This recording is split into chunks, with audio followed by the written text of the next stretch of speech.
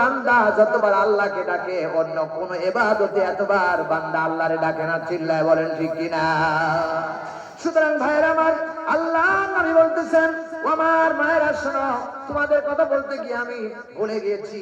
তোমাদের কথা বলতেছিলাম, সময় মতো ওয়াক্ত মতো নামাজ পড়বা। ফাতেমা ডাক দিয়ে বলে, ইয়া রাসূলুল্লাহ, ইয়া হাবিবাল্লাহ, নারীদের জন্য সবচেয়ে কোন আমলটা সবচেয়ে বেশি প্রিয়? নবী বলে, নামাজ পড়বা, ওয়াক্ত মতো নামাজ পড়বা। 2 নম্বরে ঠিক মতো রমজান মাসে রোজা রাখবা। সব সময় রাখতে হবে না, কেবলমাত্র 1 মাস যদি রোজা রাখতে পারো রে কলিজার টুকরা মা, রোজার হক আদায় হয়ে যাবে। স্বামীর খেদমত করবে, সব সময় খেদমত করা লাগবে না। যখন স্বামী তোমার কাছে থাকবে তখন স্বামীর খেদমত করবা। ও মা ফাতিমা, আমি নবী তোমার বাবা হয়ে বলছি, রিসালাতের নবী হয়ে বলছি, নারীর জন্য পর্দা, ঘরেও পর্দা, বাহিরেও পর্দা, ঘরেও পর্দা, বাহিরেও পর্দা। আজ আমার দেশের নারীদের মধ্যে পর্দার বালাই নাই। কথা বলে ঠিক কিনা?